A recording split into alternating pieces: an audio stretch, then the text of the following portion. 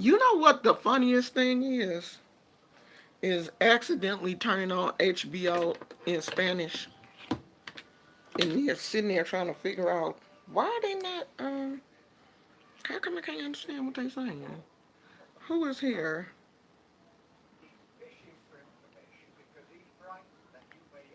I know I'm late today, but you know what? It is what it is.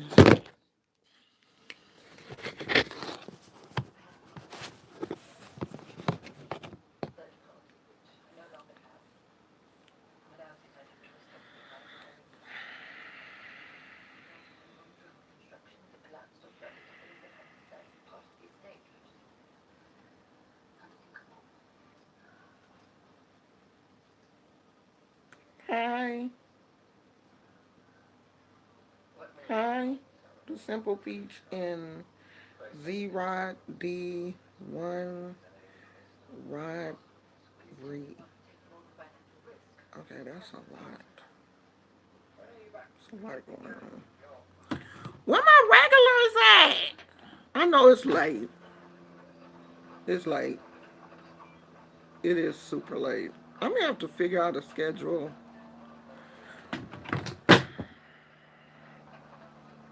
If I drop one more thing, one more damn thing, I'm gonna have to figure out a schedule. But I took a nap today and I just got up. So it is what it is. I almost didn't even get up. I mean, not like I almost didn't get up, like I almost didn't just get up at all. Is my ears crooked? But I almost didn't get up to come back. The Simple Peach said, I'm a regular. Okay. Flower Child said, when who see us? When they see us is a documentary done by um, an African American female writer. Is her name Daya Duvernay? I know her last name is Duvernay. It is about the Central Park Five. It's about the young black and one Hispanic boys, basically, because the oldest one was 16, who were charged with the brutal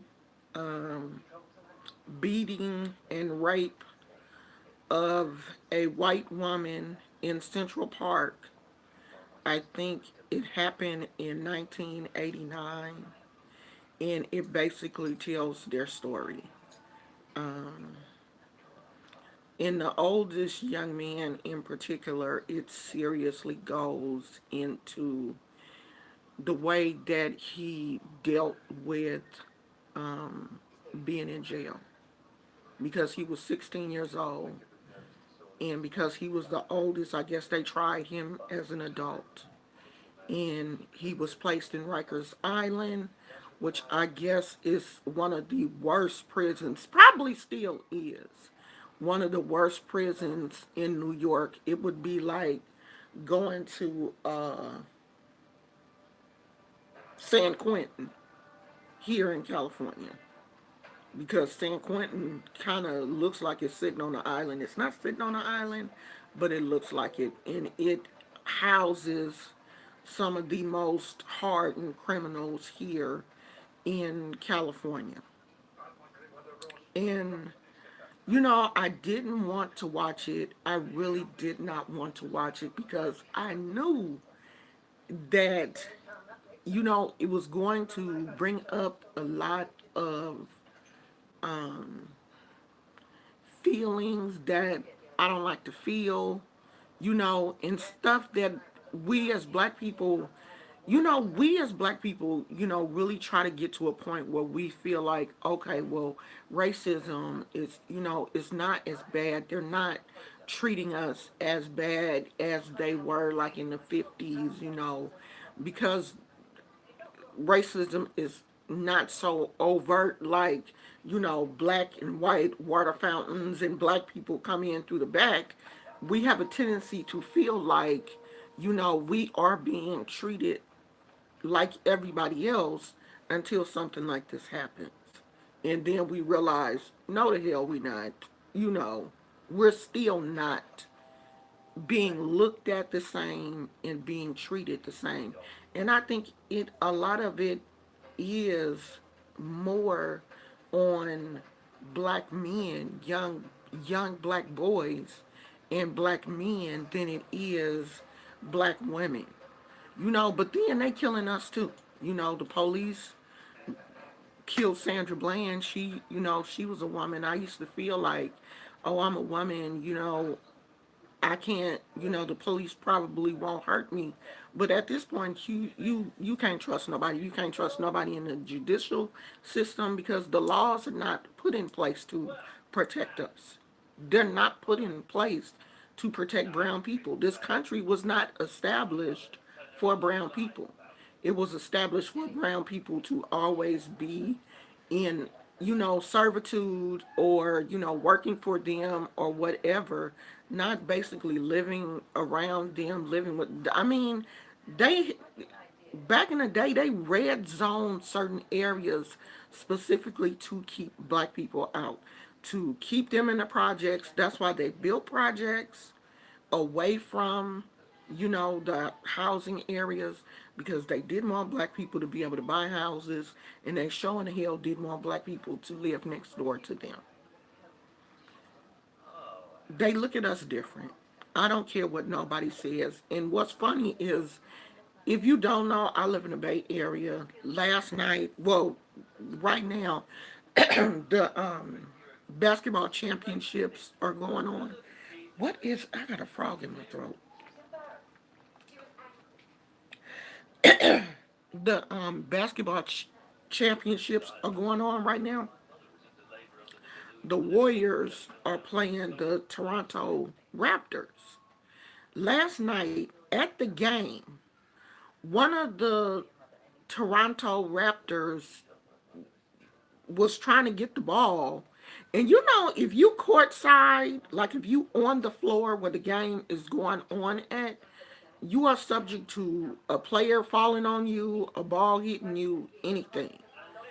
Last night, an African American player fell into the front row of the crowd. Now, what they thought was a random white man pushed him and said something vulgar to him. Now, mind you, this young man, he could not help falling. He's a basketball player. He was trying to get the ball, diving for the ball, and fell onto, like that first row of seats, because, the first row of seats is folding chairs. So fell into them. White man pushed him, made physical contact with him to the point where a whole lot of people saw it and said something to him vulgar. They wouldn't repeat what he said. The man was escorted out the arena. Come to find out, he was a billionaire, part owner of the Warriors. They don't care. But to that white man, that basketball player was just another black dude. I don't care nothing about you. Watch what you doing. I don't care if you are playing basketball. Don't fall over here. So, not only did he get ejected from the arena right then and there, they took him out. The Warriors released a statement today and said that there would be a $500,000 fine. Plus, he cannot come to any more Warriors games for a whole entire year. He can't come to no NFL games for a whole year. And everybody was saying, had that been a white player, Would he have did all that?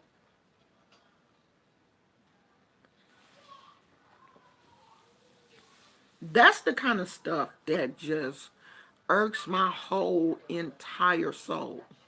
I know he wouldn't. He would not have done that if. And the crazy thing was, the dude didn't even fall on him. The dude fell like 2 chairs down from where he was. He fell within arm's reach of him, but he didn't fall on him. So how you get that upset and the person didn't even fall on you? And to say something out of pocket, ain't no telling what he said because they won't repeat what he said. For them not to repeat what he said, and for them to fine him $500,000, it had to have been bad. And this is a player from Toronto. These are the guests. You visiting California. And the young man was black, and I could tell he was really upset.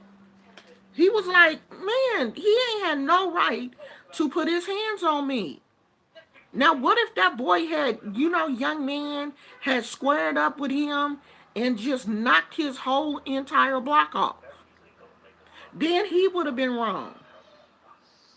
But thank God, because he was about to react, and one of the players grabbed him. And that's when I guess the referee must have saw it too. And they was like, hey, you come on, come, yeah, we don't want no problems. They quickly took him out because it was. The young man was black, he was white. They quickly removed him from the stadium. And then to come and find out he was a part owner of the Warriors. But they don't care. They don't care. Yeah, we know what he said. I know what he said. I know what he said. But the news people is petty as hell because they was knocking on his door bright and early this morning. I love the Bay Area news people. They was at his house, honey, bright and early this morning. They was like, nope, we're not gonna call the Warriors camp. We're not gonna call. They not only did they go to his house, they went to his place of business and everything. Knocking. They was ringing that doorbell bright and early this morning. Sure was, and went to where he worked. Oh, we want to ask you a few questions. Since you out here pushing on people and talking shit, we want to get you on camera talking shit. They sure did. But the news people here, they petty, honey. They are petty. Especially this one little gay guy that be on Channel 7 News. He is hella petty. And I'm here for it. They hired the right person when they hired him. Because he is petty as hell. Because, wait, let's talk about one more thing in the news. And then we're going to get back to the subject at hand. Y'all, leave Beyonce. Leave Beyonce alone. Leave that girl alone. Okay? Because Beyonce and Jay-Z was at the game last night too. Sitting courtside on the floor. And one of the other owners for the Warriors, I guess they were invited by the Warriors. They got money. So yeah. Because those seats on the court are extremely expensive. So they were there with the owner of the Warriors. So, okay, this how it went. So it was the owner's wife, Beyonce, and Jay-Z. I don't have nobody to play Jay-Z, so just pretend like Jay-Z right here. But I'm Beyonce. Okay? And this is the owner's wife. So she went, leaned over, leaned across Beyonce to and was talking to Jay-Z. So Beyonce is like this the whole time. You know, they said she was asking him if he wanted, if they wanted something to eat or whatever. So Beyonce, had kind of scooched back in the chair. But it's them folding chairs, so you can only scooch back so much. So after the lady um got finished talking to Beyonce, got finished talking to Jay-Z, Beyonce did like this and kind of, like readjusted herself in the chair.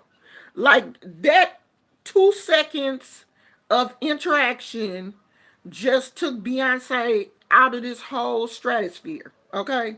Just messed up her whole entire aura to where she had to, readjust herself. But you know what? I'm like that too. So let me shut up because I don't, for one thing, I don't like people talking over me. Like the lady, I don't think, well, she may have made contact with Beyonce's shoulder. I don't like that either. So let me shut up. But anyway, Beyonce had to kind of, get herself together after the little interaction with them.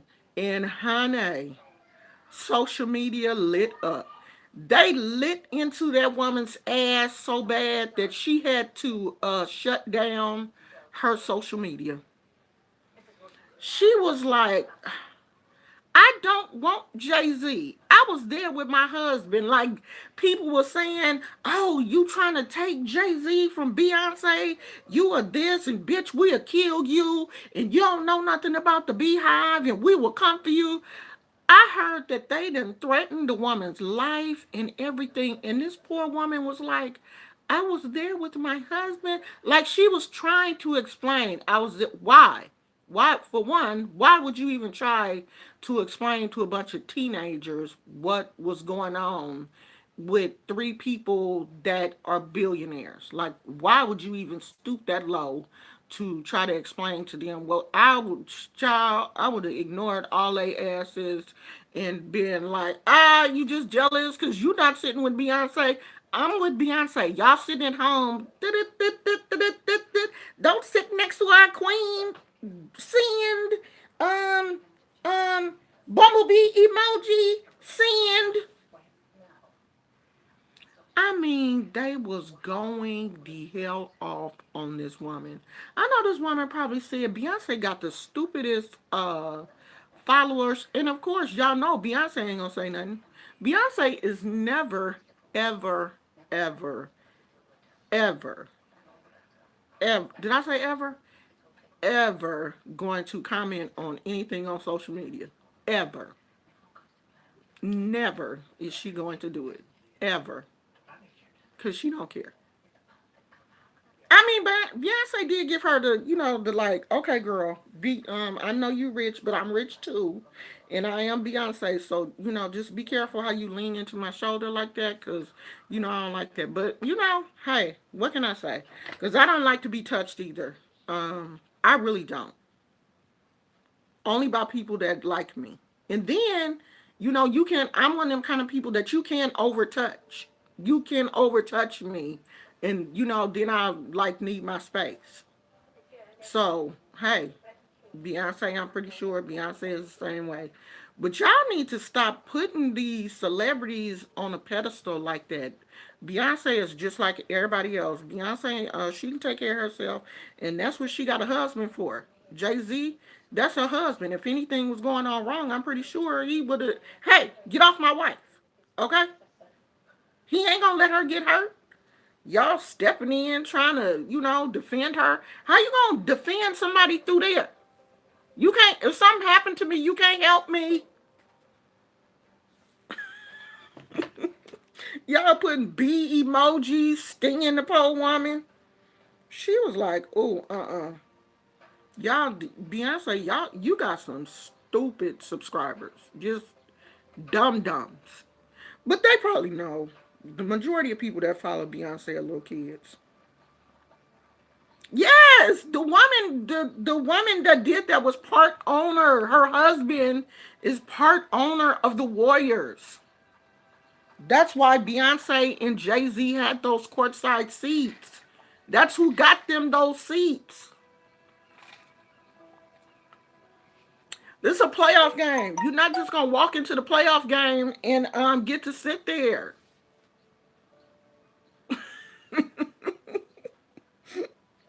I'm good. How are you, Maria? Marie Santana. You shouldn't be buffering. It's not buffering on my end.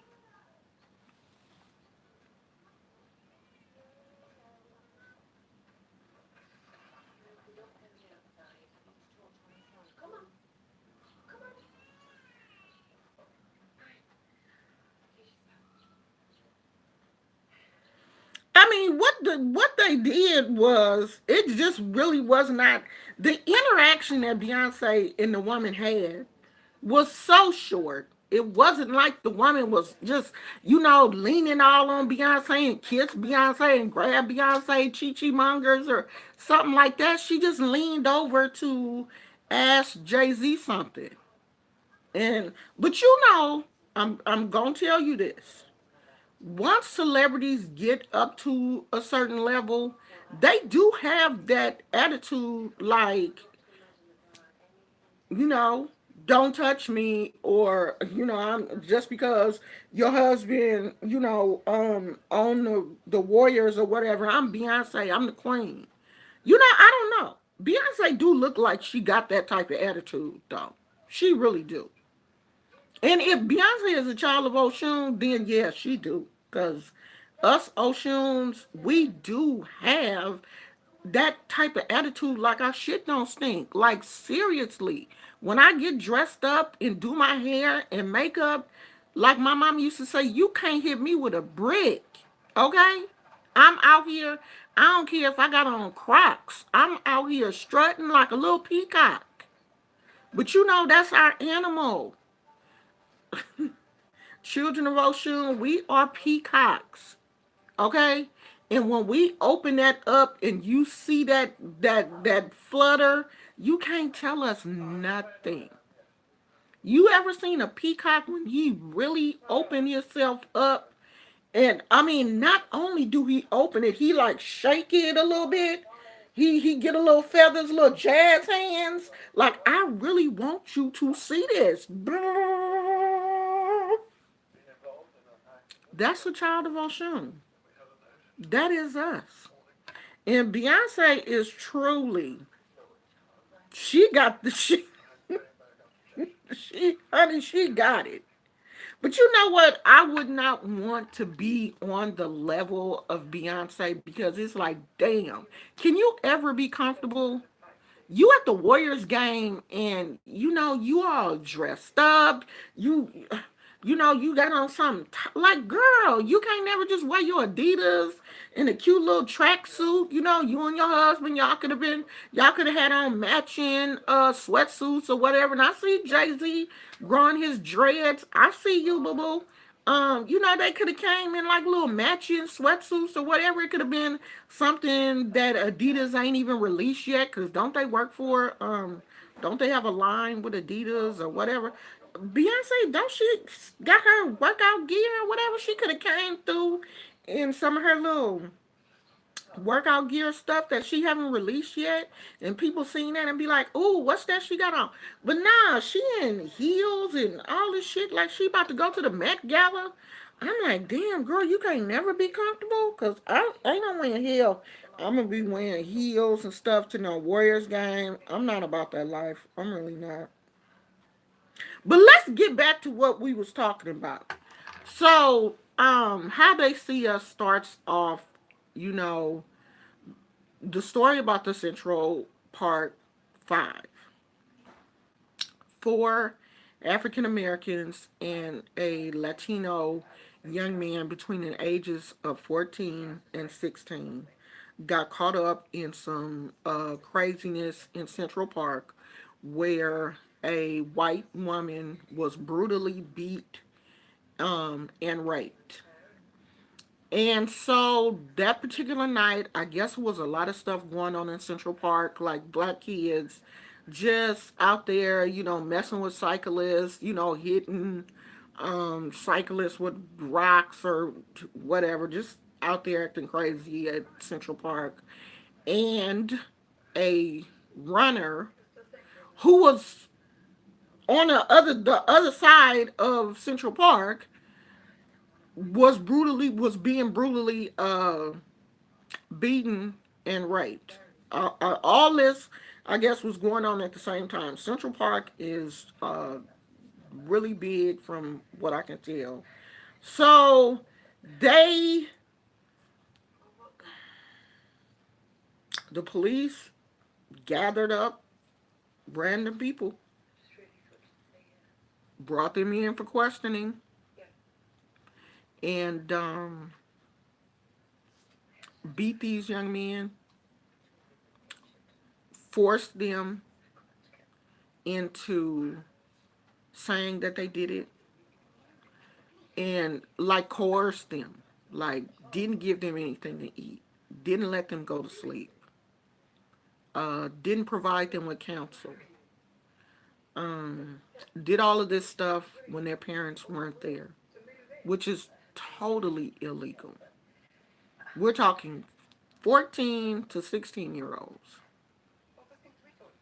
So basically forced them into saying that they did it before the parents or any legal representation was there. They had them on tape. They pieced these tapes together, saying that they did it because they kept telling the kids, well, if you tell us that you did it, you can go home. So after a while, the kids start saying we did it. Well, maybe we did. Well, who? And it was crazy because when I first heard this story, I thought these kids knew each other. I thought it was just a bunch of kids hanging out together from the neighborhood that knew each other and got caught up. These kids didn't even know each other. Only two of the boys knew each other. The oldest boy, he just got into it because the police rounded up his friend, and he was like, well, I'll go down there with you because if I leave you by yourself, your mom gonna get mad. And he got pulled into that shit. Didn't have nothing to do with it. And he was the oldest one, and he ended up with the worst punishment because the younger ones ended up going to some type of juvenile detention center, and that 16-year-old boy ended up going to Rikers Island, which is the worst, um, one of the worst jails it is, or prisons, or whatever, in New York. And the first part of the young lady that did this did such a great job because the first two episodes really set it up for the trial and all of that kind of stuff. Them finally getting lawyers, their families coming in, showing what it was like for their families to have to deal with them in jail. And we're talking about poor people. None of these people had any money. You know what I mean? None of these families had any money. Like one family had to go to the church, and the church like helped them get a lawyer, at least helped them get up enough money for him to get out while the trial was going on. The Hispanic young man, his family couldn't even come up with enough money to bail him out. Like we're talking people that are just working class people who are just making it day to day on their checks. And then you get one family, the mom was already sick. I couldn't, really tell what she had, but she was sick, and just going through this was crazy. So the young men, I think the total jail time they did was like 13 years or something like that. I know that the 16-year-old boy, I think he got like 13 years, and he went to Rikers Island, and then he went to Atticus or something.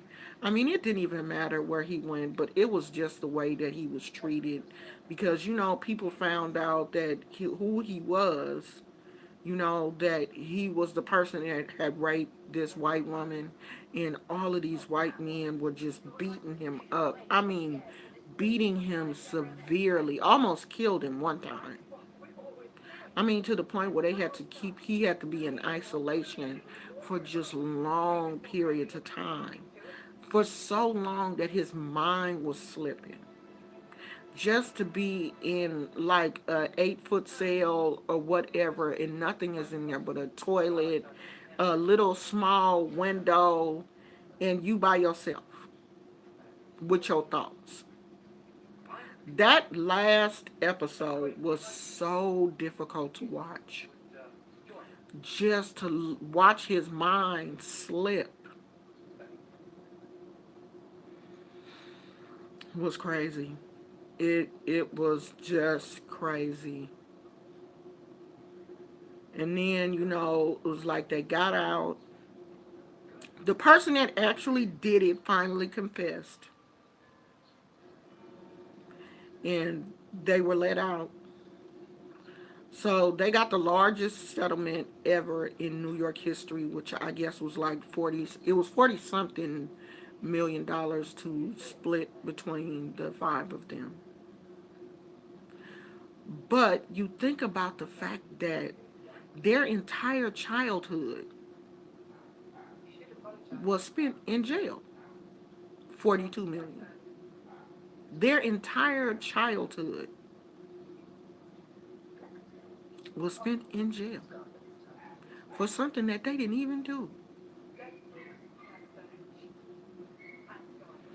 And that's because when the prosecutors and the lawyers look at black boys, they don't see boys.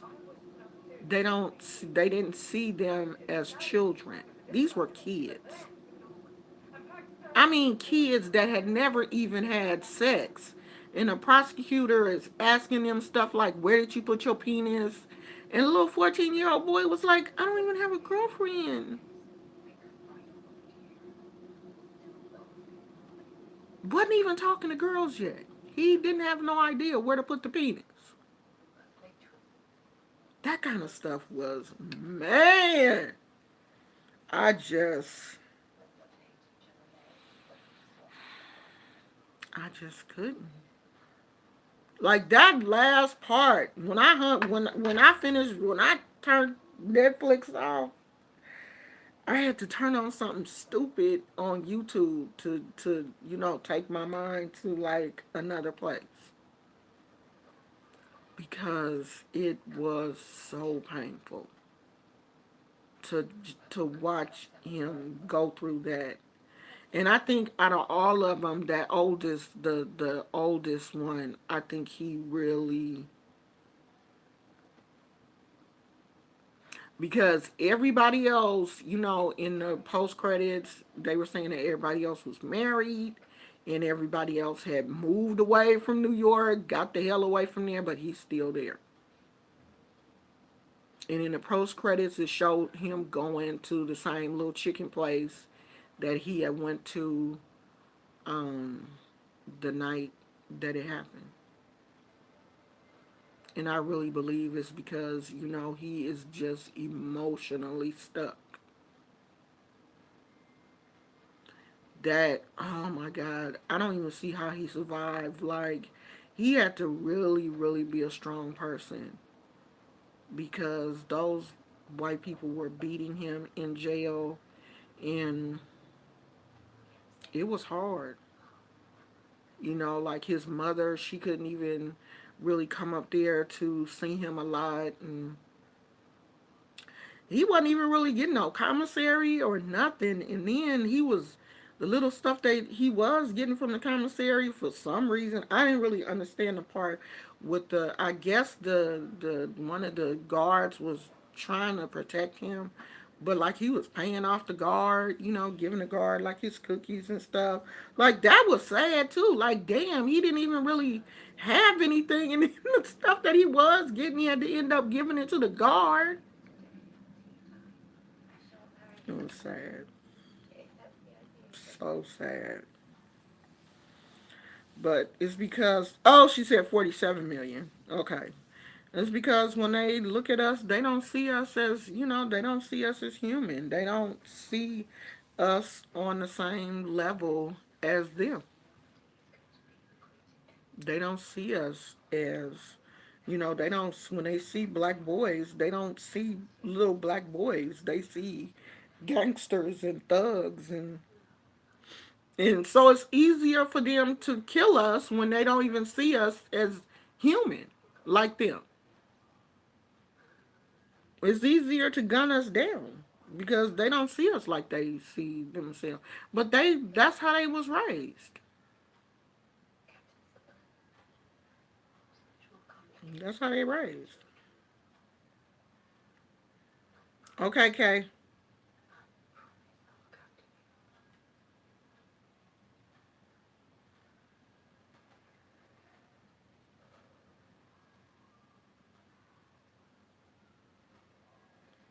So if you haven't seen it, it is a really good. It's 4 parts. It is really good, but it's really sad. Very sad. And to know that it's a true story, like it's real. And the crazy thing is, even y'all president was in it, because at the time that this was happening, y'all president took out a $85,000 front page ad in more than one newspaper, calling for the death penalty. So basically, calling for these kids to be killed. This was, of course, before he was, president. He was just a businessman at the time. But that just goes to show, the level of racism and hatred that he has for black people also. And not just black people, brown people too.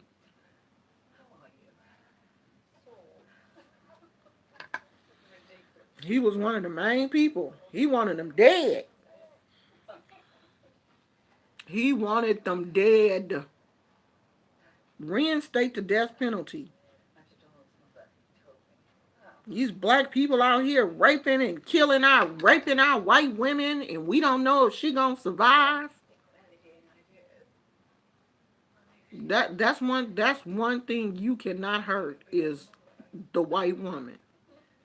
That has always been their prize. So if you hurt a white woman, you go, and it's always been. Look at Emmett Till. That has always been their prize. If it's a white woman and somebody black, you're going to suffer.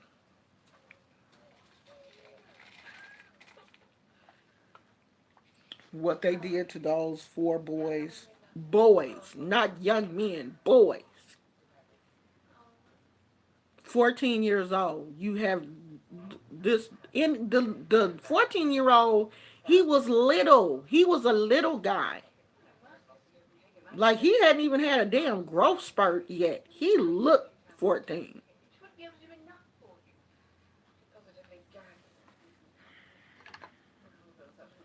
Treated them like they was grown men.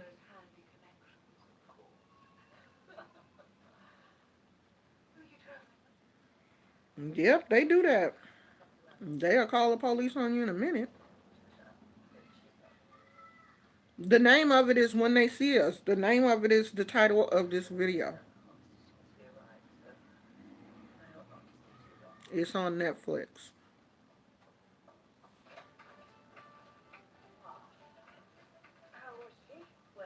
So yeah, I mean, the prosecutor, and I ain't even really talk about the prosecutor. The I don't know if she was the district attorney or whoever she was. Um, the person over the sex crimes or whatever, whoever she was, the lady that was over, the whole thing, pushing the whole thing, with the facts, knowing that there was no DNA evidence or anything. Like, they had DNA. They had DNA from the crime scene.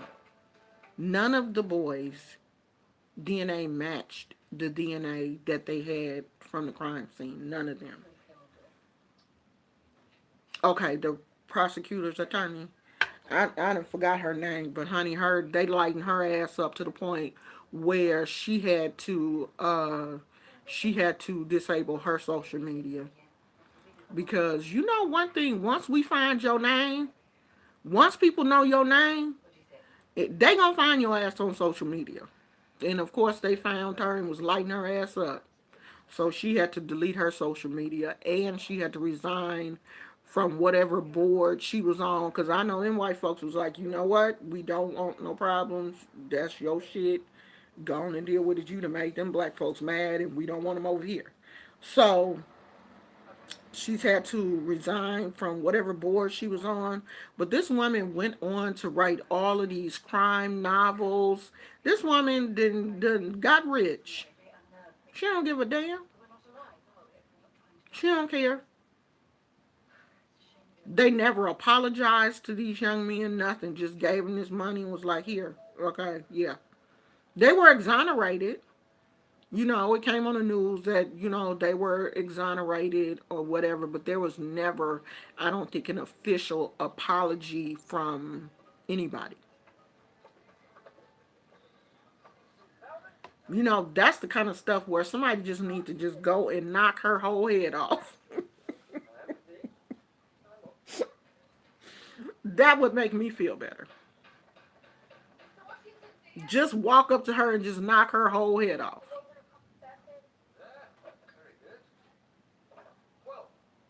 Good. They taking her books off of Amazon. Good.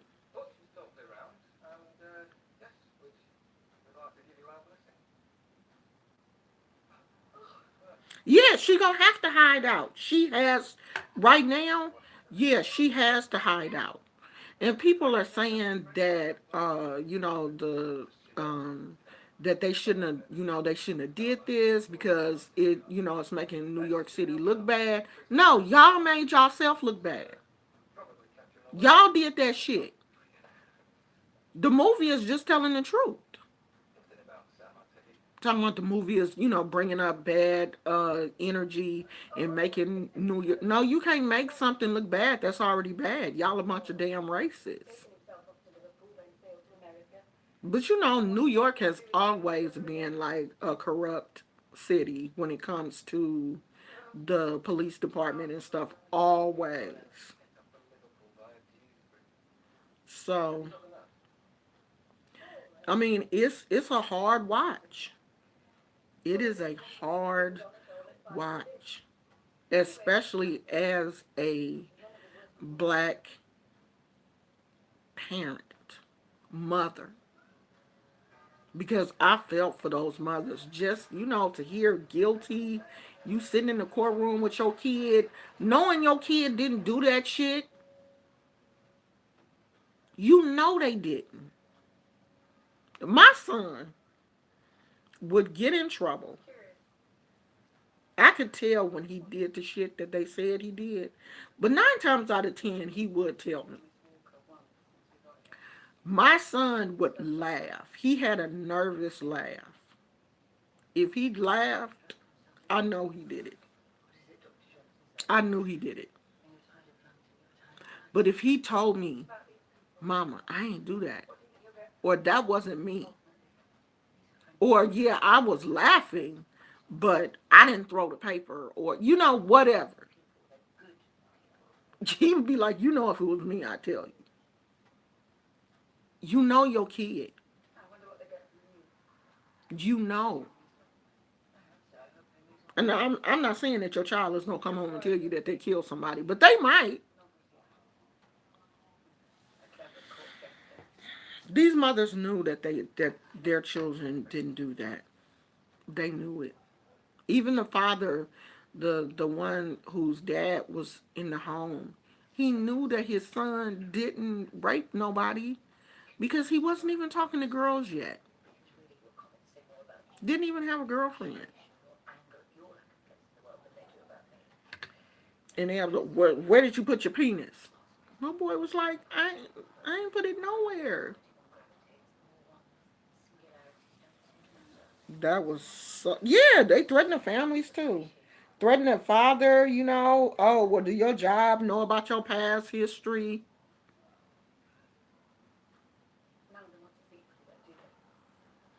All that stuff.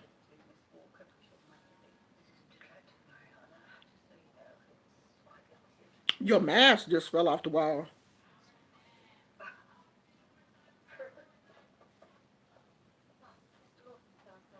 Yeah, it was crazy.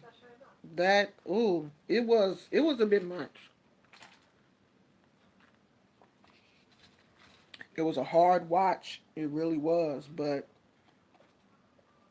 you know, it was one of those things that I think we needed to see. You know, this culture because you know nowadays kids won't know stuff like that if they don't see it. If it ain't on Netflix or Hulu or whatever, they ain't gonna see it. And they won't know because they're not gonna teach this kind of stuff in school. You know, the schools are not going to talk about this. The schools is now trying to say that slavery, that the you know that black people wasn't even treated bad during slavery, like they wanted to be there. They were indentured servants. That you know, slavery really wasn't that bad. You know, white folks have a way of whitewashing things to make them feel better about a horrible ass situation. Cause it wasn't shit fun about slavery. I don't care how you spend that shit. Because if you have any older, if you have like a great grandparent or you know whatever that's still alive, they can tell you what it was like living in the 40s and 50s. They can tell you what it was like hearing about the Ku Klux Klan burning crosses on people's front yards and having to be at in the house at a certain time and not being able to drink out of certain water fountains and having to go into the back door of certain stores and not being able to look white people in their eyes. All of that shit. They can tell you.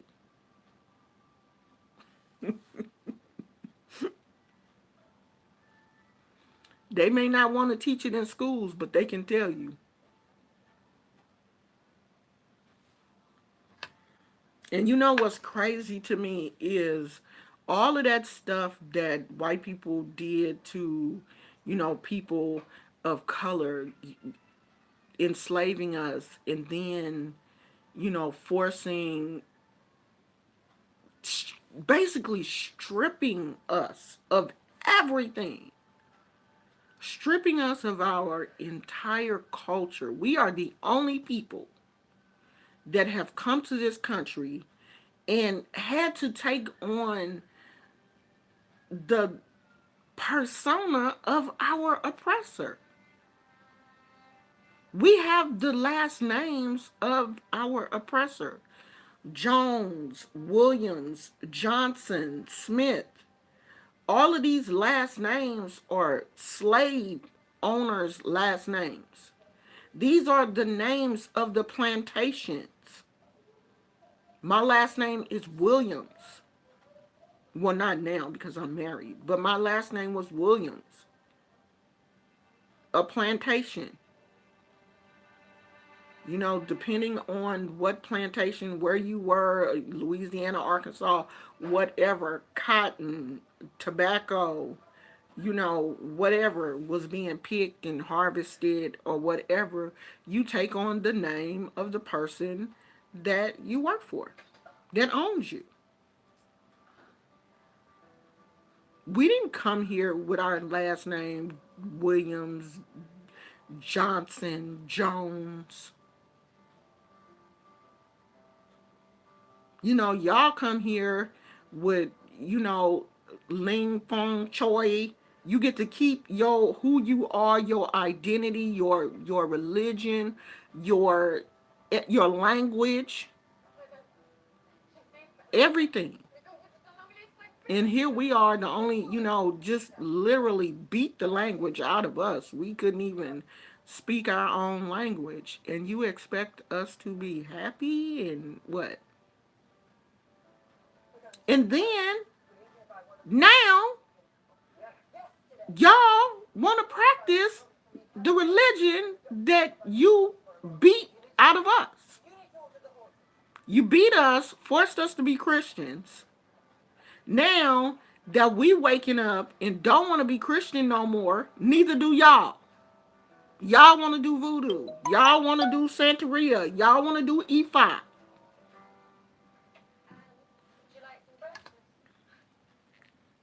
And then get mad at us because we don't want to teach you.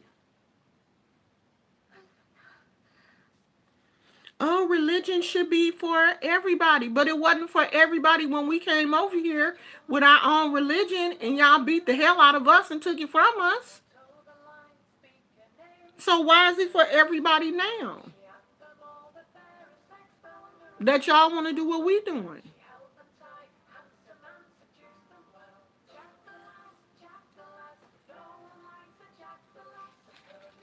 I don't dislike anybody, but I'm gonna tell the truth.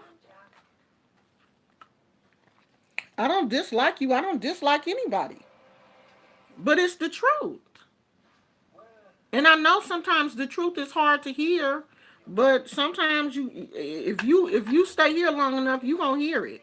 Cause I'm gonna say it.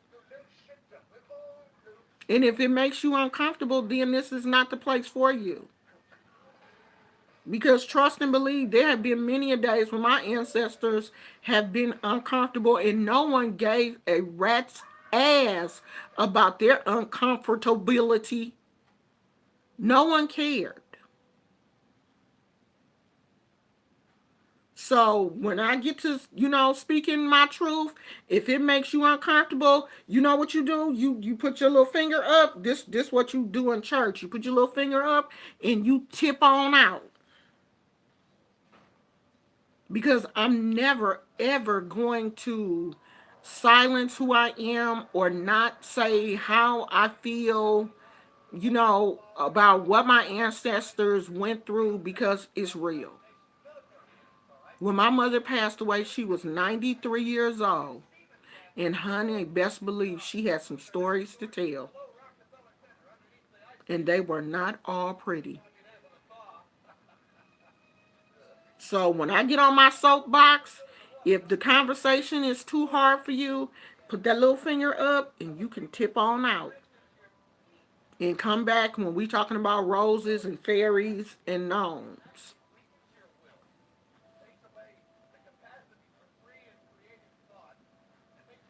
Because honey, I'm gonna have to keep it real. Because nobody was able to speak for my ancestors while they was here. They had to suffer and keep their mouth shut, and I'd be damned if I do the same thing. I'm not gonna do it. And I can't imagine how it hurt them to not be able to speak their truth when they were here. I can't even imagine that level of pain and that level of trauma that our ancestors had to go through. I mean, like, damn, what you had to do, like, damn near rip out your throat chakra. I mean, for them not to say anything when, stuff was coming up, for them to, not even be able to look at, people, just look down all the time and just accept what was going on. Like, I know they throat chakra had to just be ripped out because right now, I know how I am. Like, I'm just not going to let you just be talking to me crazy. You going to get cussed out all the way out. I can't do it. I can't let you just, I can't let people go there with me.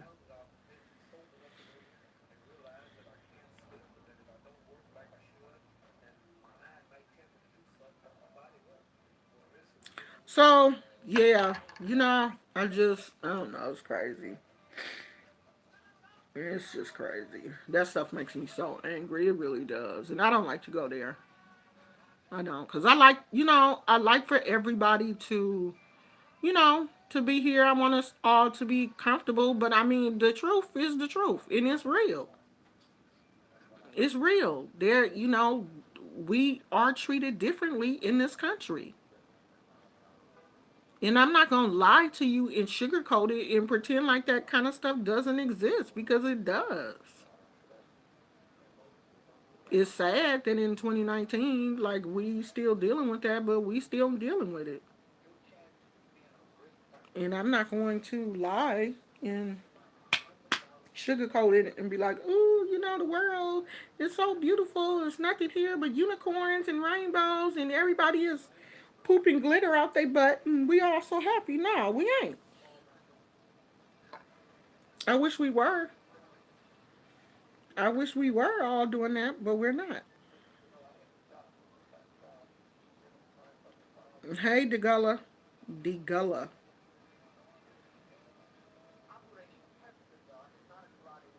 So yeah, I mean, I do have some issues when it comes to. I mean, there are certain things that I just think that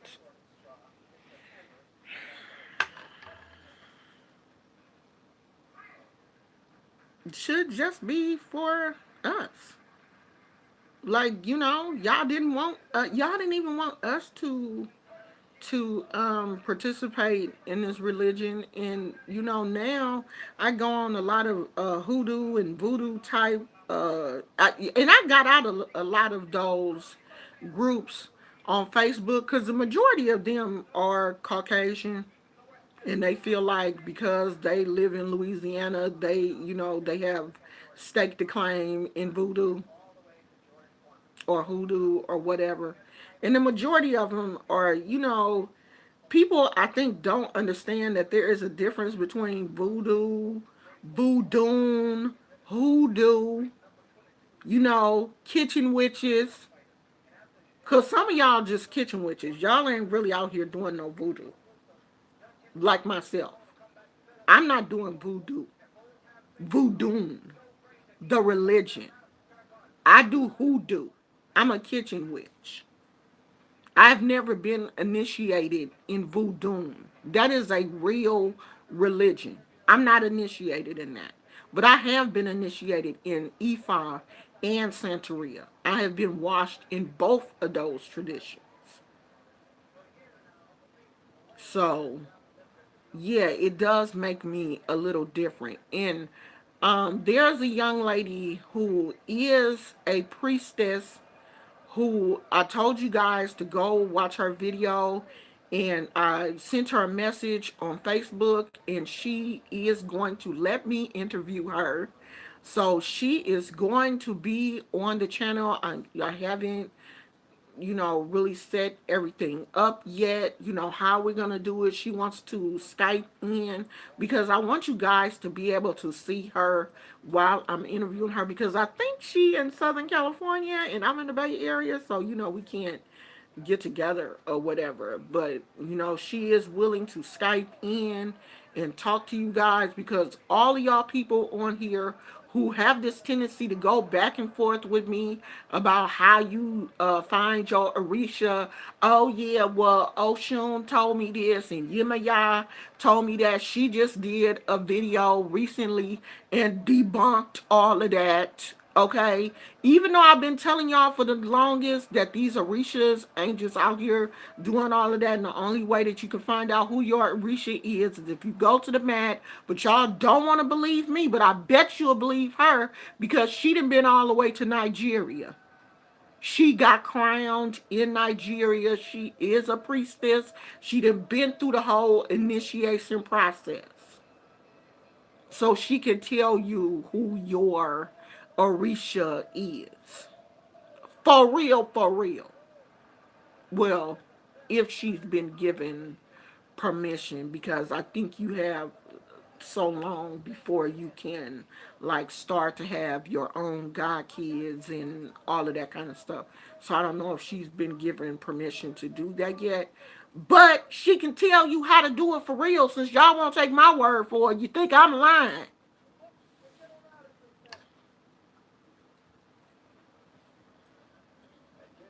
She She is so down to earth. Like she is so like I really like her. Um so yeah, I really want to get her on soon so that she can talk to everybody. And maybe she'll talk about like what her I know some things you can't talk about, like when you get crowned, the ceremony. I know it's a lot of stuff in the ceremony that you're not allowed to talk about. You can't talk about any of the secret stuff, like I know that there were only certain things that she could film, and you know all of that. So there are things that you can't talk about. Just like when I received my leches, there were things about the ceremony that you're not supposed to talk about. And none of my ceremony was filmed. There are no pictures of me receiving my leches or none of that, because my godmother, she didn't want uh, she didn't want anybody taking pictures.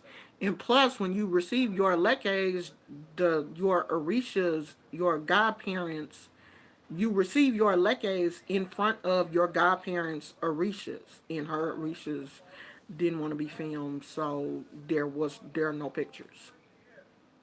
Okay, so. And you know how y'all think if it ain't no pictures, it didn't happen. But trust me, it happened. I got witnesses that it happened.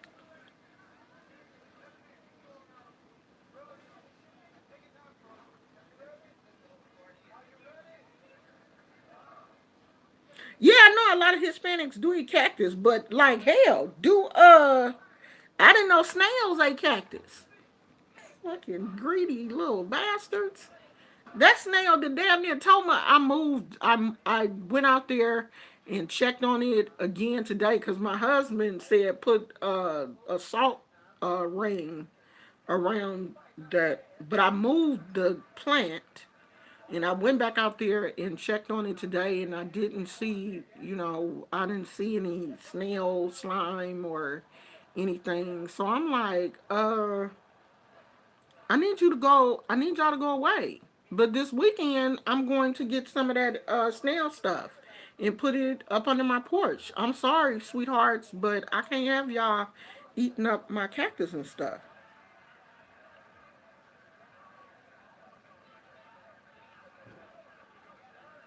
The Gullah said I would agree. I came up in it in my house with my granny, and now all I do is make medicine, no real witchery. Yeah, everybody has, you know, their. She said Mexican snails eat cactus. Well, I guess this was a Mexican snail then, because I told you that I live in an area that is Hispanic and Asian. So maybe this was a Mexican snail, because he was literally tearing my cactus up. I mean, he just didn't ate all, and I don't know if that part of the cactus, I don't know if it can heal itself, because this is a very very slow growing cactus. It's like a monster cactus or something. It's got all these little bumps on it, and it's extremely slow growing. So I don't know if it's going to if it can heal itself, or what's going to happen to those like brown areas where I'm like, what kind of fucking mouth did this snail have? This must have been like a snail on steroids. Like, is he hiding up on the porch when we go to sleep? He come out and just like, I don't know. But looking at that, I don't know what kind of snail could have eaten those spikes. Cause it ain't like you can sit there and pull them spiky things off. Like, how the hell was he eating those? You want to see your mama took you? My grandbaby here, y'all. How did you like it? Did you like it? Yeah, your mama asked me. Your mama asked me, was you old enough to go see it? It was good. You liked it. Where did y'all go? What theater did y'all go to?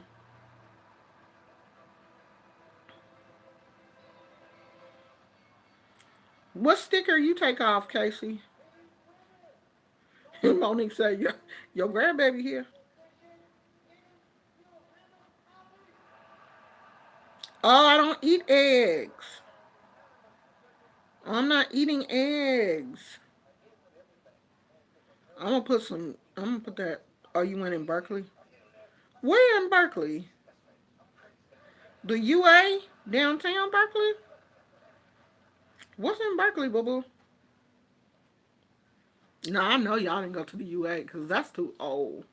That's an old theater. What is in Berkeley? What theater was it? You ain't want to know UA. What theater in Berkeley? Hey, Phyllis. Phyllis late as usual. We've been on here an hour and 6 minutes, and here come Phyllis. Yeah, one thing about her, she is consistent.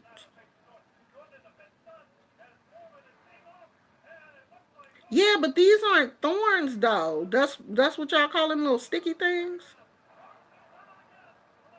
Yeah, but this is not that type of cactus. This is not that flat cactus.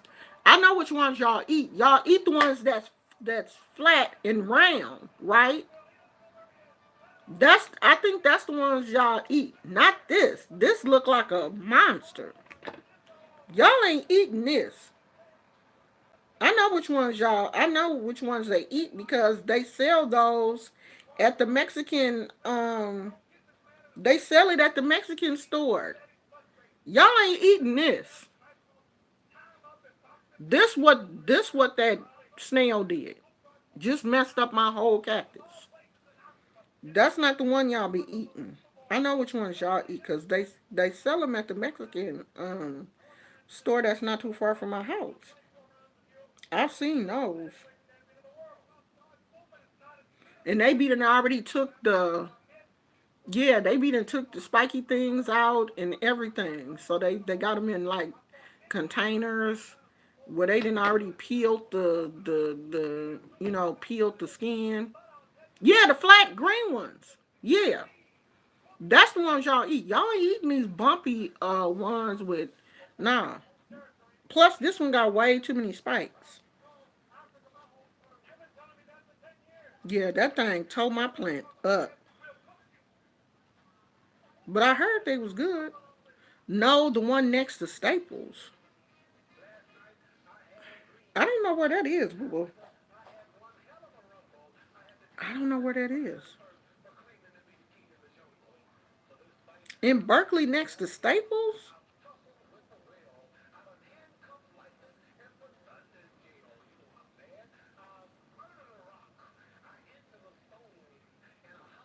Thank you. Yes, sweetheart.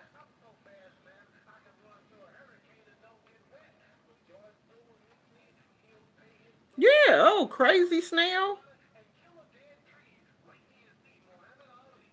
Yeah, I don't even know, like, can you imagine how long it took that snail to come up on my porch?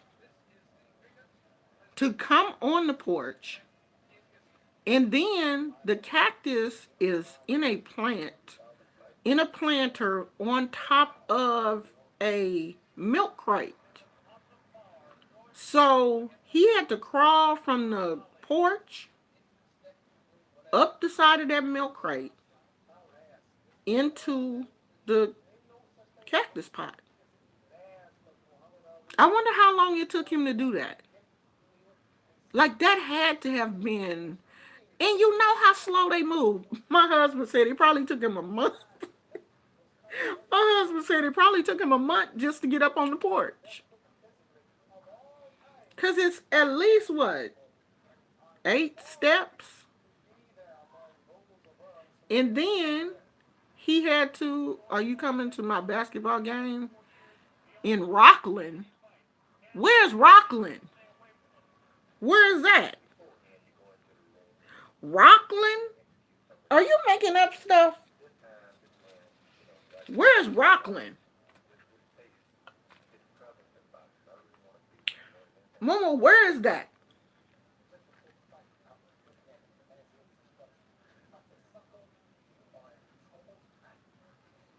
You don't know. Send it to me in a text. Tell your mama to send it to me so I can see where it's at. Is your daddy coming? Your daddy coming? Y'all know my granddaughter here. I'm talking to her.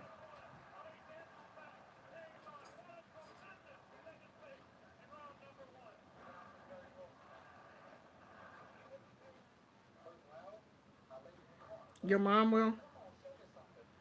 Your dad's not coming? Yeah, that's my granddaughter. Why your dad not coming? Is it like super early in the morning? Because if it is, nah, we ain't coming. Because you know Papa ain't getting up like hecka early on the weekend. He ain't doing all that. Hey, Janae's House of Beauty. Janae's House of Beauty. Janae, you do hair? Janae's House of Beauty.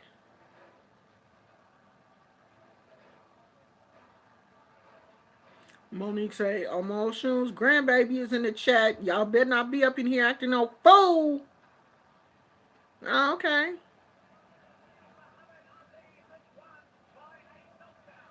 Yeah. She out of school, so she bored. Oh, she said I already know her. You already know me. Okay.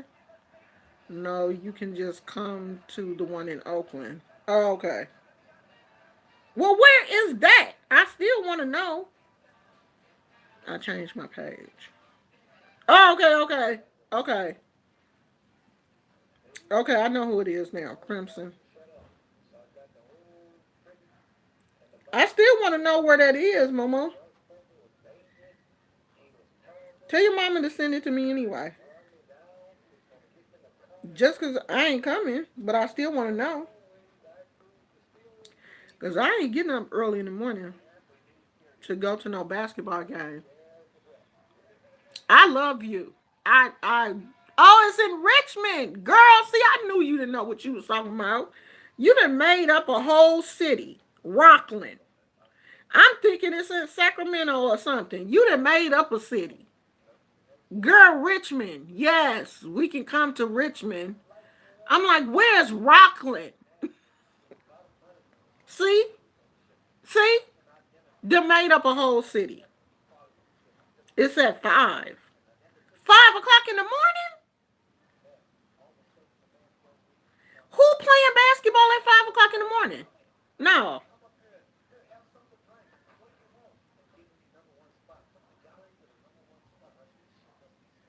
Oh, you have 4 games. I was like, 5 o'clock in the morning? Oh. Oh, 5 o'clock in the evening? Oh, okay, then, yeah, we might come. Ooh, y'all playing in Richmond? Where? Where in Richmond? Y'all, you know I'm scared of Richmond. That's why all the bad people be in. Yep, Richmond, Virginia. This Richmond, California. Here in the Bay Area.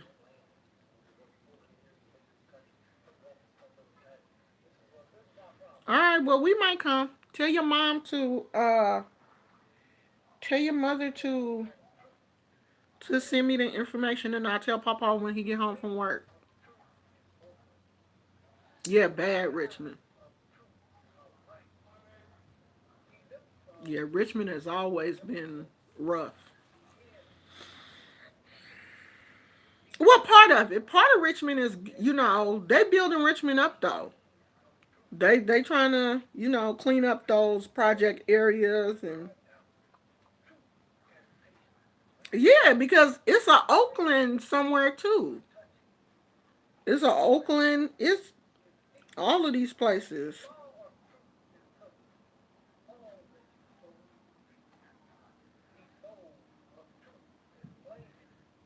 Okay, baby. Well, tell your mama to send it to me. Where your mama at work? You at home or your cousin house?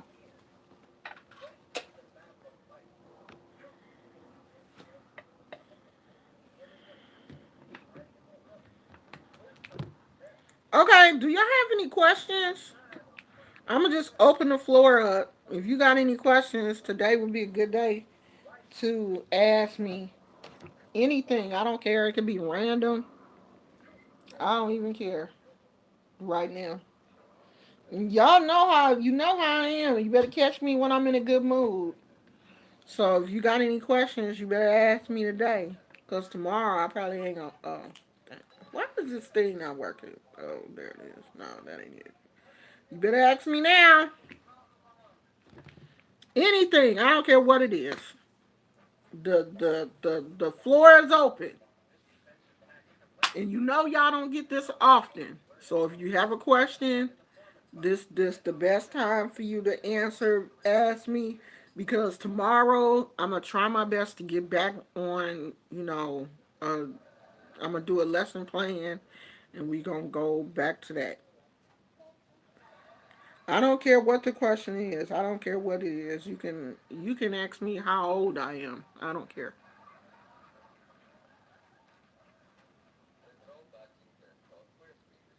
Yeah, Phyllis, you gonna have to go back and watch the first hour of the video. The first hour of the video, Phyllis. The hour that you wasn't here. That's what we was talking about. That for that whole hour that you didn't come, that's what we was talking about. The whole entire hour. So you're gonna have to go back. You're gonna have to go back and watch it, sweetheart. That's what we was talking about. Phyllis, we know you're not gonna be on time, sweetheart. We know you're not. You try. As long as I know you trying, Phyllis.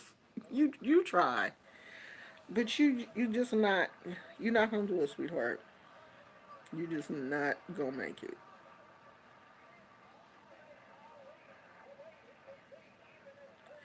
Have I ever heard of someone making a scrying mirror with a white reflection in it instead of black? No, I haven't.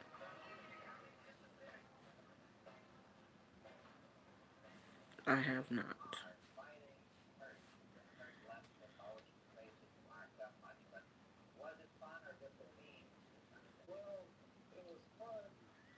Does anyone use aloe in their diet? I used to like the drink, but it got too sweet for me.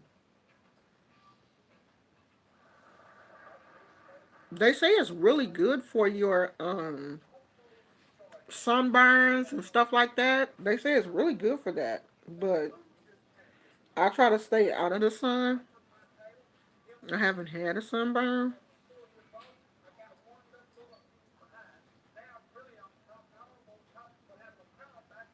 Barbara Glover is new to the channel. Everybody make Barbara welcome.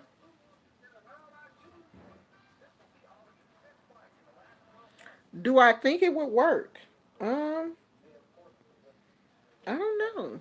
You would have to try it and see.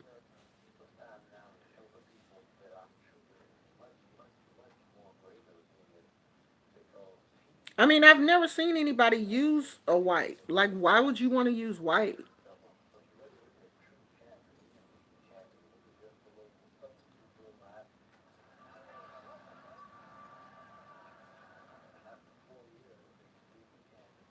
Like, what would be the difference? Like, why would you want to use? Why would you want to white it out instead of using um You know, the black instead of blacking it out. Like, what is the significance for you? Why would you want to white it out instead of blackening it out?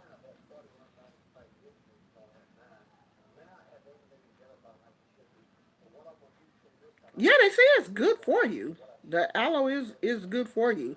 I used to like the drinks, but it just got too sweet. I know they do have some with less sugar, but then those taste weird. I don't know. I didn't really like the taste of the ones white white magic energy. Well, try it and see. Maybe it'll work for you. Then that's what you have to do. You do what works for you. If you think white magic is what works for you, then you do that. You know, you can't do what works for me. You got to do what works for you. Just like I tell people, you have to figure out like which moon phase works for you. I like the full moon. Other people may not like the full moon. You may not get the same energy that I get from the full moon. So you have to figure out what works for you. What worked for me may not work for you. I don't know. Gizmo, Momo say hi. They heard you barking. Show bad butt. Sit your butt down somewhere. She said Gizmo barked and I jumped. Somebody came through the gate.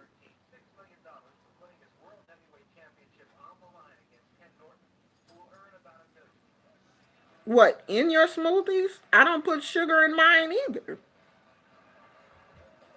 But there's sugar. I mean, I use milk. There's sugar in the milk. Even in almond milk, it's still a certain amount of sugar that they use to sweeten it, or it wouldn't taste like anything. I use frozen fruit and bananas also. Frozen fruit of my choice, bananas. Yeah, you. Oh, here go my granddaughter trying to bust me out in front of everybody. Yes, sweetheart, I use sugar in like my coffee or tea or whatever, but I don't put sugar in smoothies. That would be way too sweet. Because yeah, she gonna try to bust me out. And watch, if I say something about being vegan, she gonna be like, "Oh, well, when was the last time y'all had pizza?" That's the kind of grandchild I have. Don't cheat around her, cause she gonna tell it. My granny ain't no vegan. They probably got pizza boxes over there next to the garbage can right now. That's probably why you can't see the garbage can, cause it's a pizza box over there. Knowing the last pizza that I had was vegetarian, thank you very much. Oh, I do.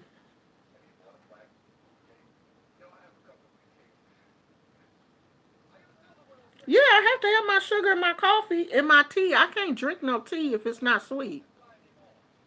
But tea, usually I put honey. Honey. I put honey in my tea. But my coffee, yes. Yes. I'm going to use my white sugar. Yes. I can't do like I can't even do like a sugar substitute in my coffee. I gotta use real sugar because that fake sugar, that sweet and low, and that other stuff. What is it? I can't see the name of it. But my husband, he had bought it. I don't like that. It gives the coffee a weird flavor, so I don't like it. So I use real sugar. Real sugar. Real cane sugar. Yeah, I don't like that stevia. I don't like none of it. My granddaughter is a little me. Me on the little scale, that's her. That's her. She is truly, that is truly my grandchild. Can I come to your house on Monday? I guess. What you gonna bring me? What you gonna bring me? Last time you brought me some candy. What you gonna bring me? You gotta bring me some seaweed or something.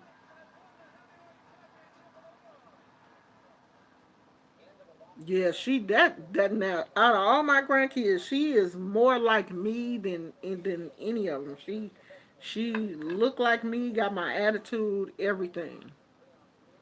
Just a little me. And when we together, we just the whole time we together until she fall asleep because she can't stay woke past 9:30. I'm surprised she up this late. It's 10:50, 9:50. I'm surprised she's still woke. Cause somebody can't keep their eyes open past 9:30.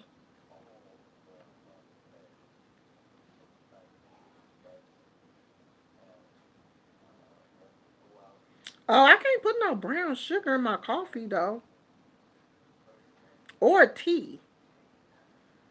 I ain't never tried brown sugar in tea. Brown sugar has a different. I can't put that. The only thing I put brown sugar in is like yams or something like that. No, I don't tell. I only tell you to go to sleep when you start getting on my nerves. Then I tell you to go to sleep. Brown sugar is better. Now I don't think it is because all of it is, all of it is processed and refined. The brown sugar, the only thing that makes it brown is they add like some type of maple. They add maple color or maple flavoring or something to it. That's what makes it brown. So it's no different from the cane sugar. It's brown sugar is just cane sugar with maple color molasses. Okay, thank you. I knew somebody would know. It's no healthier or anything than it's the cane. It's all made at the same place. It's made at the same CNH or whoever makes the sugar. They process it the same way. Brown sugar, they add molasses. It's all stripped sugar. They use what? Pork bone or something. Because CNH sugar ain't even vegan. It's got meat particles in it. So yeah, ain't no Momo, go away, girl. If you don't go somewhere and go to sleep, come on, I'm outside. You ain't outside because if you was outside, Gizmo would be barking. Ooh, I ain't had no blackstrap molasses in a long time. Yeah, just take you some. I know you just kidding, girl. I know you not over here because your mama would have called. Ooh, that's how I make my coffee. You know what? I want some coffee. I know I got me some decaf. I might make me some coffee. Girl, my coffee be so sweet in the morning. I mean, super sweet. But I usually only have one cup of coffee, and I sip on that for hours. That one, it's a big mug, but it's only one, and it take me a minute to drink it. By the time I finish drinking my coffee, it's iced coffee.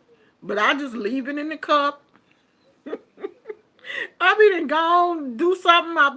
Put something on top of it. Come back, drink it. It's cold as I don't know what. I don't care. Sometimes I'll reheat it, but usually I don't care, child. Oh, I ain't had a pickle in so long. I don't know what. I stay away from those. That's too much sodium. That is way. Hey, BPTV.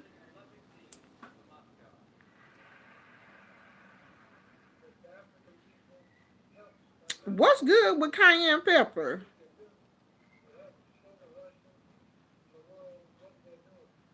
Y'all know that's my drink. Lemon, that lemonade that I make, and I add a little bit of cayenne pepper. It's a lemon, a real lemon, and I put it in the blender. You know, peel a lemon. Well, not peel it, but cut the peel off the lemon.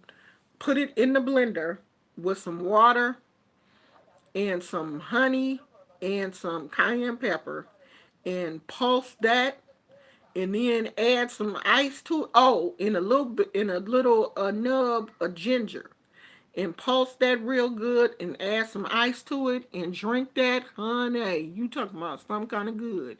And if you having any type of if you constipated or anything, that is a good drink to make hot. Don't ice it. Make it hot. Put it in the microwave after you done pulsed it in your Ninja. Put it in the microwave and drink it, and you'll have a very good bowel movement. That helps with constipation really good. And y'all know I'm the constipation queen. Okay, not by choice, because I don't want to be, but I have been. Hey, Jim Rakestraw Jr. He said first time viewer. Well, I'm sorry, Jim, but we're down to the hour and 30-minute mark, so we're just chit chatting at this point. We've already talked about we've already talked about the topic, and we basically all know each other, so we're all just chit chatting now. So you might want to um, watch the. Okay, bye, baby. You might want to watch the playback because I'm not about to go over all of that. Oh, okay. Said I found your Papa Legba video and saw you had a live, so I tuned in. Okay, well, thank you. Barbara said I drink warm lemon water in the morning, no sweetener. Yeah, they said that it is good to drink in the morning. A lot of people drink it room temperature or whatever, but I noticed that it works a lot better if I heat it up in the you can heat it up on the stove if you don't want to use the microwave, because I know a lot of y'all vegans don't want to use the microwave because you don't want all of that radiation and stuff in you. So yeah, you can heat it up on the stove. I want to request an ancestor magic video from you on another live. What do you mean by ancestor magic? What does that mean?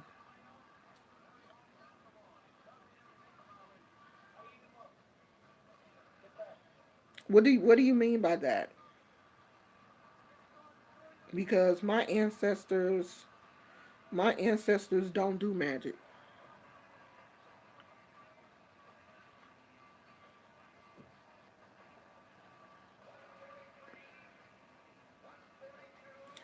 You drink temperature water. Yeah, I actually like my water. They say that's the best thing to do in the morning is to drink room temperature water. But I actually, when I wake up first thing in the morning, I want something cold. But I do keep water. Okay, don't fly over here next to me. But I do keep water next to my bed. I get up in the morning and I drink it, and so you know that it's normally room temperature. So, yeah, but I like my water cold. I love cold water. Always did. You will always catch me sitting around the house with a cup with some ice in it.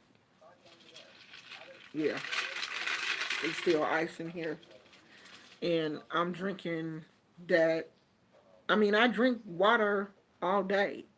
And I've been doing real good because, I'm not ordering any sodas. Um, I did like my grocery order today. And I did, get me some Gatorades, but I didn't get any sodas.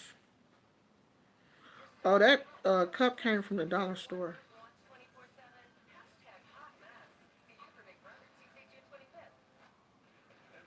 Yeah, see, my ancestors, maybe my ancestors and your ancestors are different because I don't use my ancestors to work any magic. I honor my ancestors, and that's it. I don't work any magic with my ancestors. I don't talk to my ancestors. You know, like my where I do my magic is totally different from what I do with my ancestors.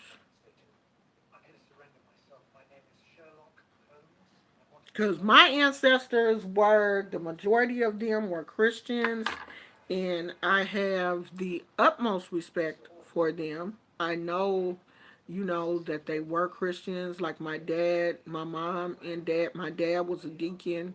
So I'm very careful what I say around my ancestors, especially, that both of my parents are ancestors now. I'm very careful about what I say around them, what I put on my ancestor table, because I do not want to, disrespect my parents in any way. And I know how they felt about, Christianity. And so I really, really keep it simple around my ancestors because I would never want to disrespect them in any way or make them feel uncomfortable. And I know how my mom was before she passed away. Before my mom passed away, I had got washed in a Santeria, and she was seeing me in all white and didn't really understand what I was doing. And I had to keep telling her that, oh, this is for church or whatever. And even though she didn't really understand what was going on, she didn't really question me a lot. But yeah, I'm really careful about, what I say and what I present around my ancestors because I don't want to disrespect them. I just, I don't want, especially not my mom and dad. I just don't want to do that. So I'm just really careful when it comes to them. What I say around them, what I do around them. Where I work my magic is not around my ancestors. Now, that's something that you have to take up with your godparents. Where you do your magic should not be on your ancestor altar. That's two separate. Where you honor your ancestors and where you do whatever you're doing should be someplace else. Yeah, yeah, my family was um, my family was Christian.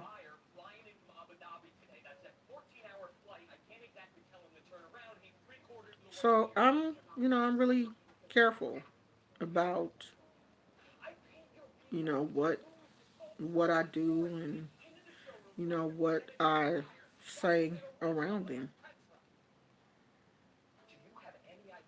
Even though right now I'm not really in a position where, I'm not really,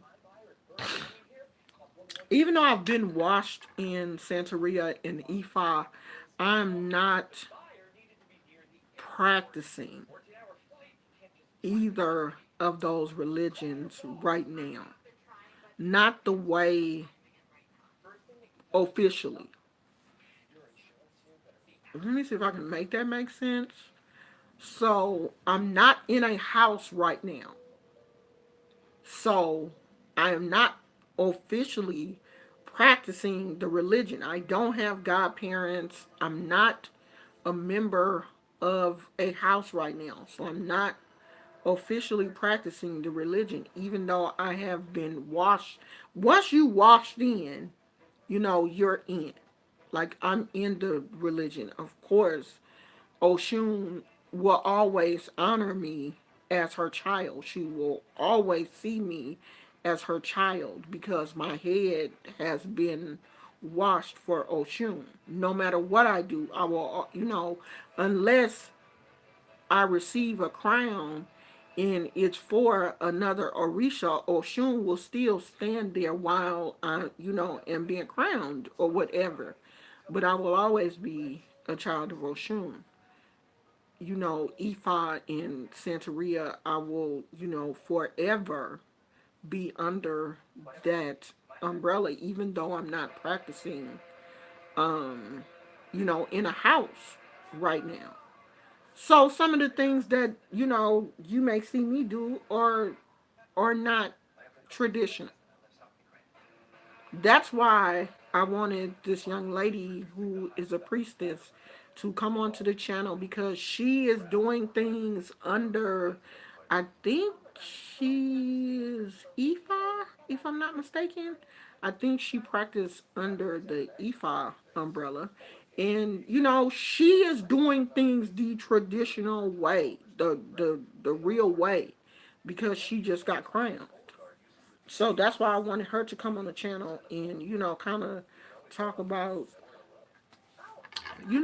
and give her side to the story. Because we on two different spectrums. Like, I was in a house and things didn't work out and I left. But you don't leave the Orishas just because, you left the house.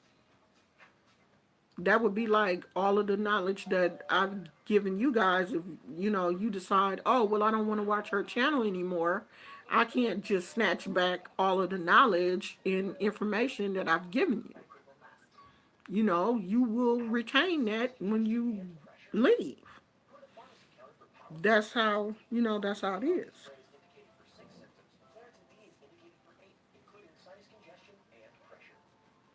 Can I help set up your altar?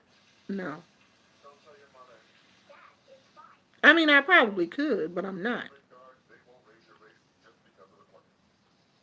I think I have a Jim Rakesaw Jr. said, like, baptized. Yeah.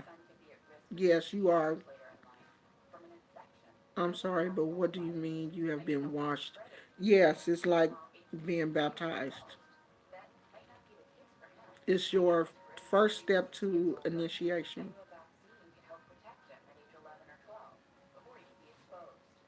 Well, you are basically, the first step of initiation is to be washed in to receive your elekes. I don't have my elekes on, and I can't. Let me see if I can reach him.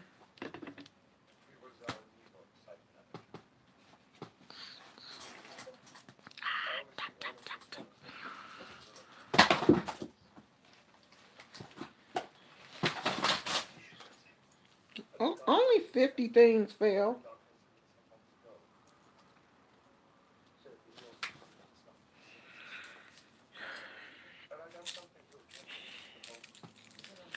Okay, so these are my lekes. I did not purchase these from a store. These were given to me during initiation. By initiation, I mean my godparents were there. I was washed into the religion. I was baptized in front of everybody, my god brothers and sisters, who were allowed into the baptismal area. They baptize you with herbs. It's not like a Christian where they just dunk you in the water and bring you back up. No, it is much more intense than that. They start at the top of your head and they clean you all the way down to the soles of your feet with herbs and whatever. It's your godmother and your Aibona and your god brothers and sisters, make up whatever it is that, the herbs and stuff that you are baptized with, that you're clean. Because and when I say they clean you from the top of your head to the crown of your feet, they clean you from the top of your head to the crown of your feet with these herbs.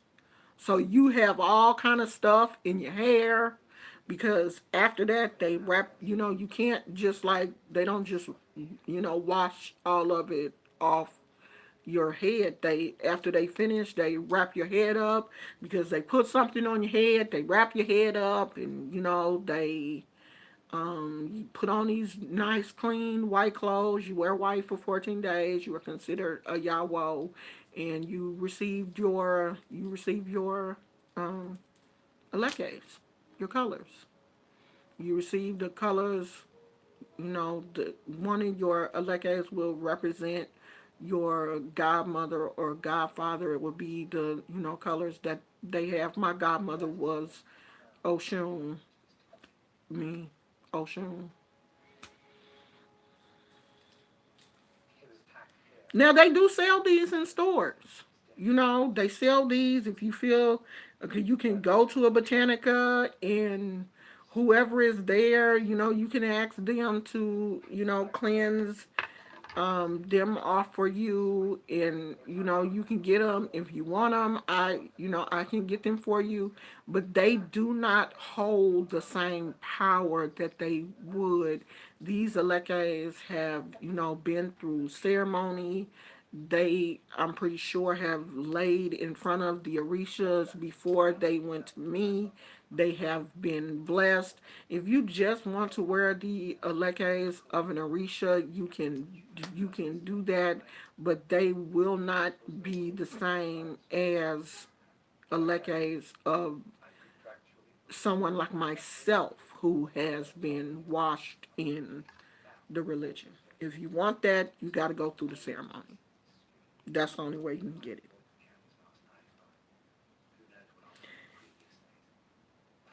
Girl, I thought you said you was leaving. What you come back for? Yes, you the baby, not me. Go to bed.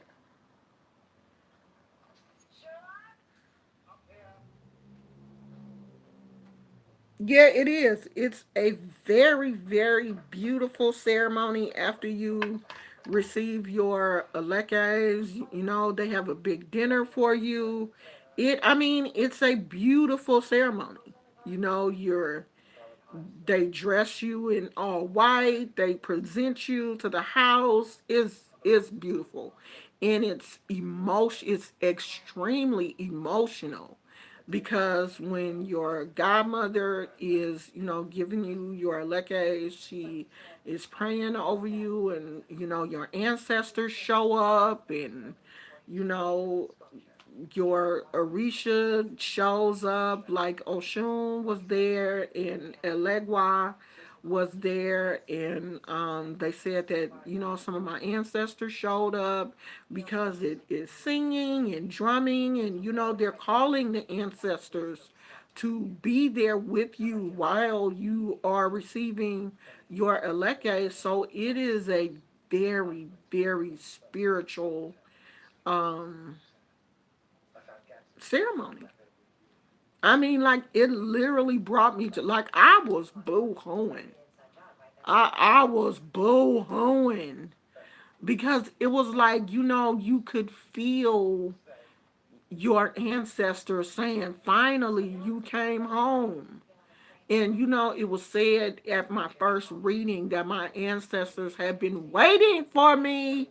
Like, what took you so long to, because they can't push you back into this religion.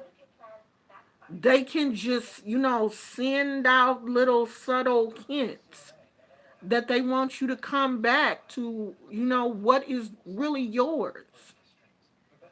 And when I had my first reading, my ancestors was like, God, it took you long enough. We've been waiting for the longest. We thought we was going to have to send out a pigeon to drag you to this table. We've been waiting for you. And that alone was enough to make me cry. Because, I had, before I even had my first reading, I had, been getting all of these clues, just every now and then I would meet somebody that was in this religion. I would see a Yahweh or hear about it and get this information and run into this book and this person, and would always have this feeling when I would go to the flea market in Berkeley and people would be playing the drums. Like I could always hear something in the drums, and I didn't know what it was, but had all these feelings that I kept throwing off as not really meaning anything when it meant something the whole time, but I didn't know. So yeah, when I finally got my first reading and they said we've been waiting for you for the longest. Damn, girl, took you long enough to get here. Then I knew. I knew it was, it was for me.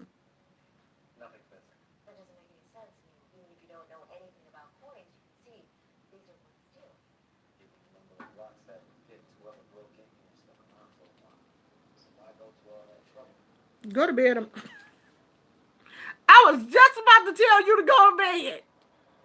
You ain't got nothing to do, huh? Where your mama? You ain't got nothing to do, girl. Go to bed. I was gonna tell you to call Papa, but he not gonna answer because he probably driving. Call Papa and see if he answer. If he at lunch, he'll answer. Call him. Bother him. She talking about I'm still here. Go away, little girl.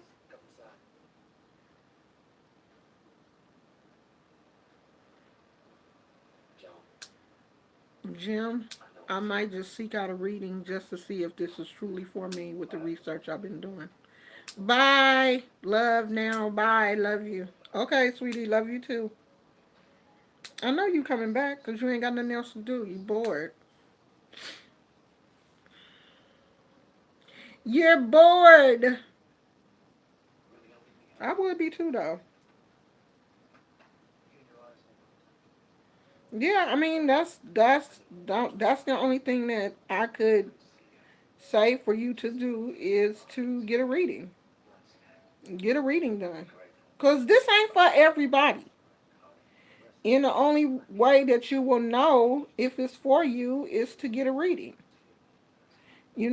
Everybody is, well, I'm a child of this person and I'm a child of that person. You don't know that until you go to the mat. You will not know unless you get a reading.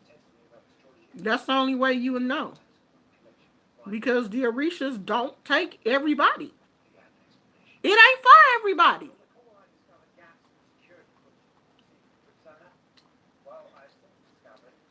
So the only way you'll know is if you get one.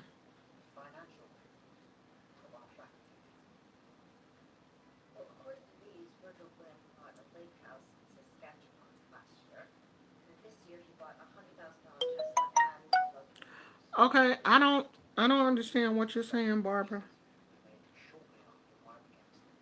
On Barclays Center in Brooklyn, New York. Brooklyn's in the house. It's a lot of people in Brooklyn that practice. I mean, it's a lot of people in New York. New York has a lot of people in New York practice. I noticed in that Spike Lee, she's got to have it. The was it the first episode or the second of this of the new season? The one of the guys, his sister, I think, is either a priest of Yemaya or something. And when they showed her praying in the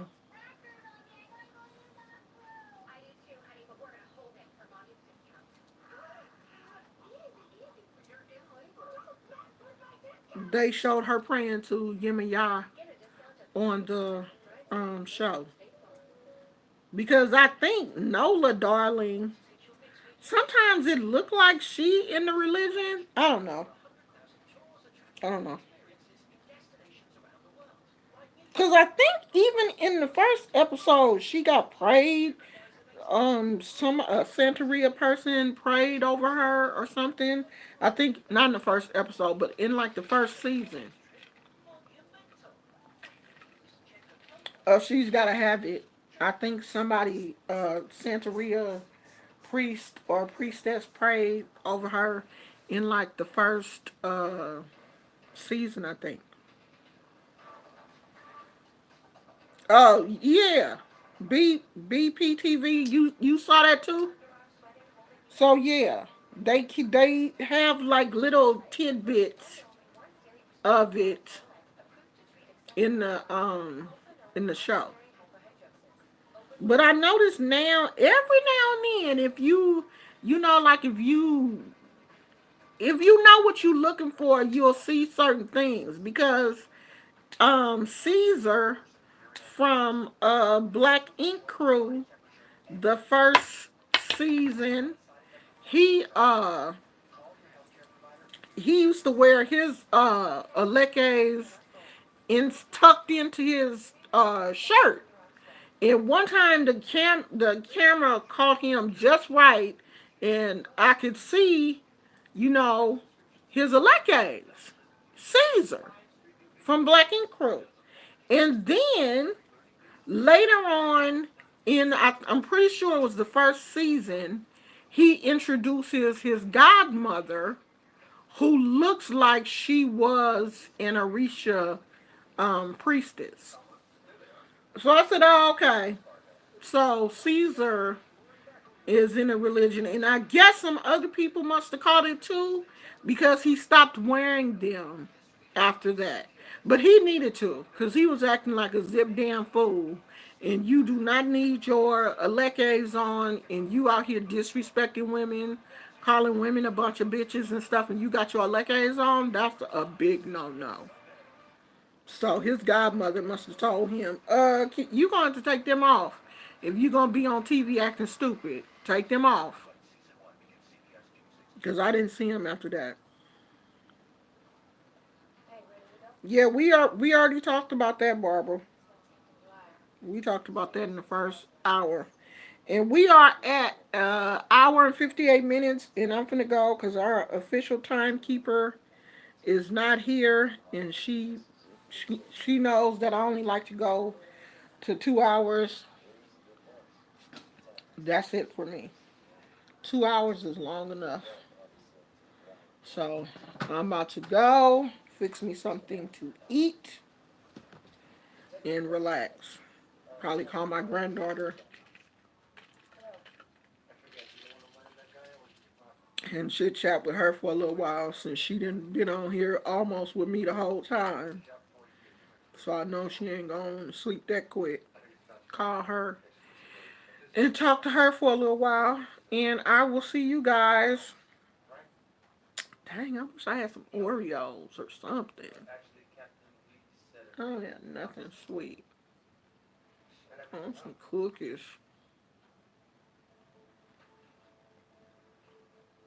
You know, we came late. I really don't want to do it this late. I came late, or than normal. So that kind of threw everybody off, I think. But this is a little bit late for me. So tomorrow, she said it's 6 o'clock in England.